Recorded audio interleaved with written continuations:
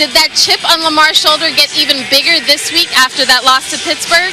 Calais told me, oh yeah, that look in his eyes, I can't wait to see him go out there and dominate.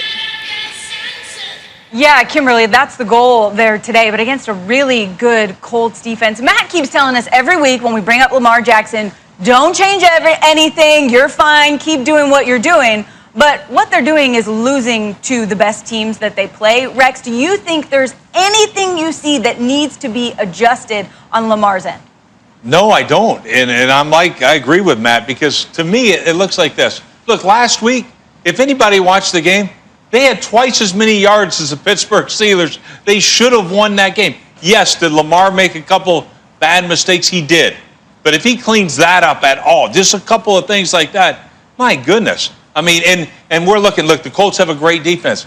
Well, how was Pittsburgh's defense? I think, aren't they the best in the league? Well, or one of them. They only put up 266 rushing yards against the Pittsburgh Steelers. So this one right here, today in particular, it's going to be interesting. They're not going to have to, if Matt Eberflus stays in that cover 2 shell defense that he loves to play, then they won't need to throw the ball. They'll dehydrate their running backs. I don't think that's going to happen. I think Eberflus is going to be getting that 8th guy down in the box and stopping that run and putting it in Lamar's hands, and I think he's going to have some opportunities to throw the ball, and he'll need to. Look, Phillip Rivers, nobody harder than Randy was on him. Okay, I was, but he has played great since that time, and he's beaten this Raven team before in a playoff game. So this is going to be a great game. Run the football. Run it. Lamar, that's what he needs. That's what you need to be great. You complement it so well. You can be the leading rusher on this team. Yes, Calais is right. You hear him talking about, Kimberly talking about Calais saying, yeah, he be the MVP again. You're the MVP with your legs. You know what I mean? No one's going to compare your arm to Patrick Mahomes or anything like that, but Ronnie Stanley not being there anymore, a tackle's going to hurt, so that running game might be less effective. And this Colt defense, I mean, it's no joke. I mean, I'm not putting them up there right now, Rex, with the Steelers or the Ravens or anything like that, but statistically, and whenever I say statistically, I just say it with a grain of salt because it's what I see, okay? So statistically, they're doing well, averaging 80 yards a game in the run game. However, this is a different run game, Hasselbeck, and the Ravens will make a concerted effort to run the football. Yeah, we know the Baltimore Ravens are a really good team. They're a really good offense. They're not as good as they were last year, and that's why we're freaking out a little bit. And if they lose this game, people will freak out even more. Lamar Jackson, I agree with what Coach Harbaugh says and what Coach Ryan says here. He needs to get 1% better every day, like just kind of incremental. I think he's doing all the things right. But talking about Indy, this is when we find out what kind of team Indianapolis really has. Because they haven't had a tough schedule. Their defense is lights out on paper. Phillip Rivers lately is 6 touchdowns, 1 interception. But who are they really? Like, is this really a team that could win the division? And I would say that if they beat Baltimore today, they are that team. You got Tennessee going the wrong direction. The Colts are kind of going the right direction. This is the huge matchup for the Colts. We find out today, I think, if they're a playoff team or if they're not. Rex, you talked about the cover 2 defense. And, being a wide receiver, no matter where I am in the offense, I love a cover 2 defense because why? Where are they most vulnerable at? In the middle of the field. Yep. With all the run game that we're talking about from Baltimore last week, 260 yards.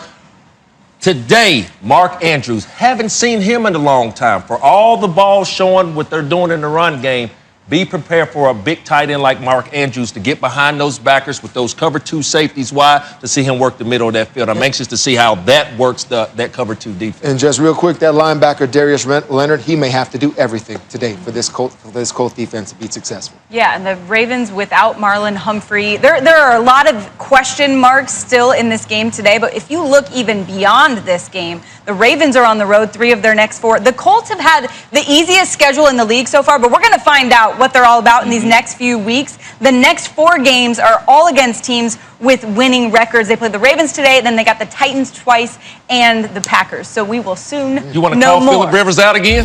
Apparently it helps him. Yeah, then absolutely. Phillip's going to struggle in those 4 games. Yeah, so true.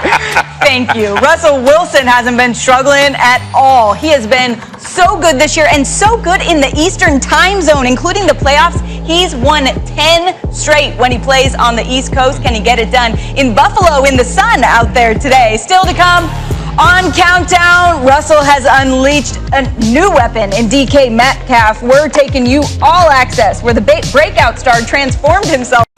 We've got a Cowboys and Steelers matchup that's going to bring up a lot of thoughts of NFL films and old Super Bowls. We've also got several different rivalry games this week. And coming off a Steelers-Ravens game that we hyped as the biggest and baddest rivalry in all of sports, it's interesting that the Colts and Ravens play this weekend, and there's some real history there. History that we wanted to go back in time for. Take a watch as to why Ravens fans do not love that Indianapolis Colts logo out in Indiana. We talk about great rivalries all the time, and it's usually division foes or the occasional quarterback matchup. We do Eagles versus Cowboys and Seahawks versus 49ers, Bears, Packers. Then we'll go into Brady versus Manning or Rodgers versus Wilson, but there may be no fan base that has much of an axe to grind with another franchise than the Ravens do with the Colts. A younger generation of football fans may not realize the depth of these emotions from Ravens fans, the abandonment, the hurt, an entire generation that was robbed of football in their home city, and all having happened in the darkness of night. Yes, once upon a time, the Baltimore Colts were one of the NFL's pillar franchises. The 58 NFL championship game is known as the greatest game ever played. It was aired nationally on television and was one that defined a sport that long had been lurking in the shadows and in a secondary spot to baseball as America's pastime. The Baltimore Colts had it all. They had Unitas, a legend. They also had that logo, those colors, that band, and names like Mackey, Amici, Berry, and Art Donovan. Don Shula coached them, and a young Bill Belichick grew up as a kid in Annapolis loving them. They'd go on to play in multiple Super Bowls, winning one 16-13 over the Cowboys in January of 1971.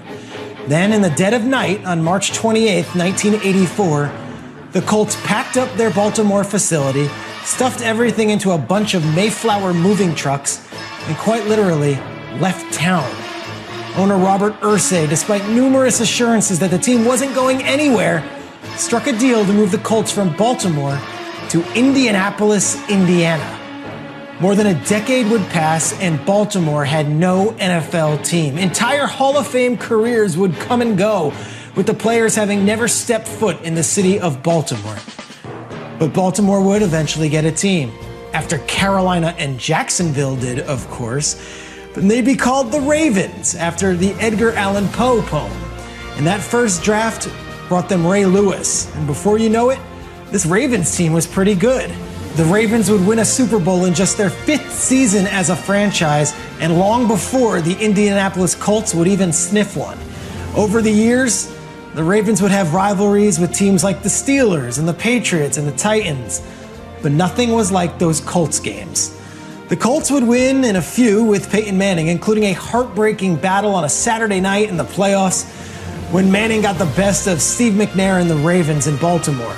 But Baltimore did get one back on their Super Bowl run in 2012, beating Andrew Luck in the wild card round in Ray Lewis's last game in front of the Baltimore fans.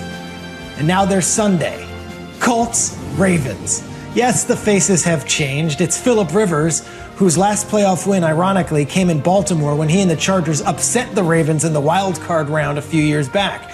But it's also Lamar Jackson, who for the first time in his pro career is hearing quite a bit of criticism coming off a lost Sunday to the Steelers. See, this one is more than just some battle between two teams in the AFC. This one is for Unitas, it's for the Mayflower trucks, it's for a generation of Baltimore sports fans who didn't get to see their team play in their city on Sundays. It's rivalry week in Baltimore.